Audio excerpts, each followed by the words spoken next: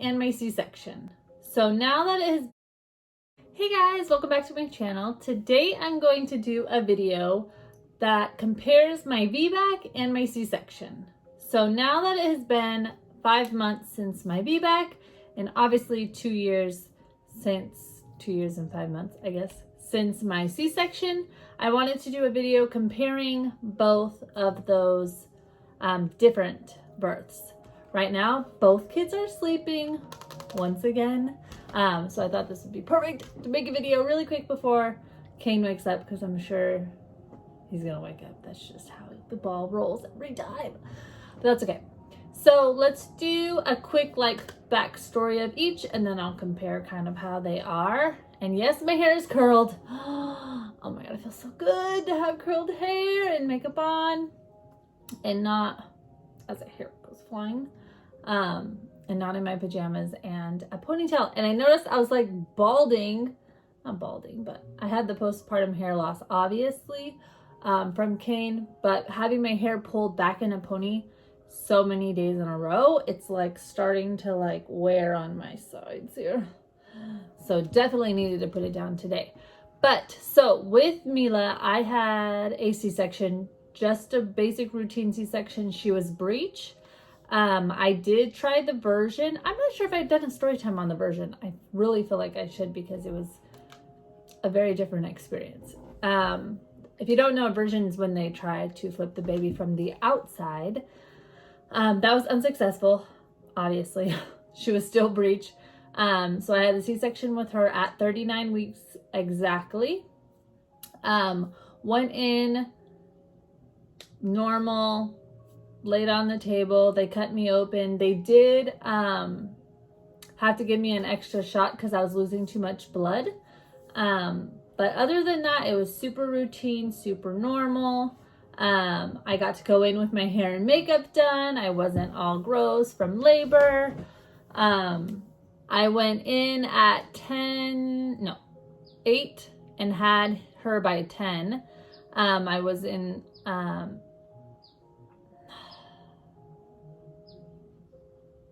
I went in about 8, I believe, and I had her by 10/16, I want to say was her date of birth. They pulled her out. We got to do the clear. So it was a regular cloth, and then like a little part of it came down so you can see her. And they showed us her, and I remember saying, "Oh my gosh, she's so little." And the doctor was like, "Not really." She was almost 9 pounds. But you know, when you don't see a baby every day, so it's like, oh, it's a little baby. Anywho, so after that's when they gave me the shot after I had her. I was losing too much blood apparently. But I was feeling good. I want to say I was a little loopy when they pulled me into the surgery room. I was terrible. I was like, oh, this is like a scene from Dexter. Because if you've ever watched Dexter, it's so scary, and I stopped watching it because it's just way too scary. But it's like all white. Everything is like white everywhere. So that is one thing that I was kind of a little loopy. I think I was just scared. And you have, I think I already had like IVs already in me and stuff like that, going in to the C-section. So after I had her, they showed her up like this and then rushed her over to the table. They actually ended up cutting her when they cut me open, but they didn't say anything. But my husband recorded like her over there at the little beds, and she has like a cut on her booty, but all's good now. But after that, they bundled her up, and then he got to hold her, and then I got to hold her kind of like on the side of my neck where I couldn't really see. But that's fine. Recovery, went in, stayed, I want to say stayed for 3 days. It was a super small room. It was not a good experience, but I'm not going to chalk that up to the C-section. That was just the hospital situation at the time. The overall C-section was great, routine. They did end up forgetting part of the placenta. I had rotaine placenta, and if you have not seen that story, I'll try to link that below, so you can go see my rotaine placenta story, because that was super sad. Anyhow, Moving on to my VBAC. So with my second baby, it's a boy. His name is Kane, if you didn't know. They had said, so I went in for my first appointment and they're like, oh, maybe you can have a VBAC. And I was like, well, I kind of want to. I'm not sure. I was still on the fence. And they were like, okay, just chalked it up to she doesn't want one, just give her a C-section. So they sent me to a new doctor who just did C-sections. And I knew I was still like on the fence, VBAC, not, VBAC, not. And I ended up going through 2 more doctors that were just pushing the C-section. And so I really wanted to know the VBAC side of it, but a lot of them were just like, no C-section, no C-section. And I really wanted to know the VBAC side because they kept saying no. So I found this doctor who is amazing, Dr. Wilcox. If you are in the San Diego area, she is amazing. She was like a cheerleader the whole entire pregnancy, the whole birth. And the reason I got to do the VBAC was because Mila was breech. My first was breech, and there was no medical reason why something could go wrong. There is risks. Obviously, you can have a ruptured uterus and bleed out and a lot of that kind of stuff. And you do have to sign a paper saying that you know that before you have the VBAC. But so going into the VBAC, I had planned a C-section for 40 weeks because I didn't want to go past 40 weeks, because once you go past 40 weeks, your risk of uterine rupture is higher, and I didn't want to do that. So I scheduled a C-section for 11 No. 11/11. Was it 11/11? I think it was 11/11. Yeah, 11/11. I think. Wow, it's not even that long. And my sister came into town and she was like, no, we're doing this vaginal. You're going to do it. You can do it. And so she was like having me run stairs. And anywho, ended up going into labor. And my water didn't break. I had contractions so incredibly bad. That's the one thing I didn't have with the C-section was contractions. With Kane, I had contractions from 0 to 100, like real quick. No warning. I went from no contractions to contractions every 3 to 5 minutes. Like, it was so fast. And it was like 10:30 at night. I'm like, okay, I think this is it. We all get in the car and we all go to the hospital, and they tell me, I didn't know this, but you go into triage first, which I guess I should have known it. I don't know. I didn't get to do the hospital tour really. Oh, did we? We did do the hospital tour. We did. Oh my gosh, I'm so crazy. We did, but they didn't really talk about triage because you don't really get to see it. Anywho, so I went into triage, and the lady there was like, oh no, you're not in active labor. Literally, I was like holding on to the pole of the bed, like, like I was dying. It was very painful. And then she's like, oh no, you're not in active labor. You're only 1.5 centimeters dilated. And I was like, no, I'm more than that. This is nuts. This is so painful. Something has to be happening. Anyhow, so then the midwife came in. They're like, oh, you're 3 now. Oh, you're having so many contractions. I start throwing up. And then they're like, oh, okay, we'll admit you. Because I was like, I need an epidural, which is so crazy. I just think that everyone's not pain tolerance, but I think it affects everybody's body differently, contractions. Because I was only a 3 and I got my epidural. And I know people that go to 10, have natural birth, and they are fine. But anywho, so I was admitted, got my epidural. Life was a breeze. After that, it was like cake. I could have I don't even know, wrote a novel. It literally was a walk in the park. And then she's like, okay, we're going to break your water. And I was like, okay. And then I was a 10 centimeters dilated. She's like, okay, you're a 10, but I have to go do the C-section. I believe it was C-section. Yeah. And so she ran and did the C-section, came back, and I was still fine. I wasn't feeling any pain.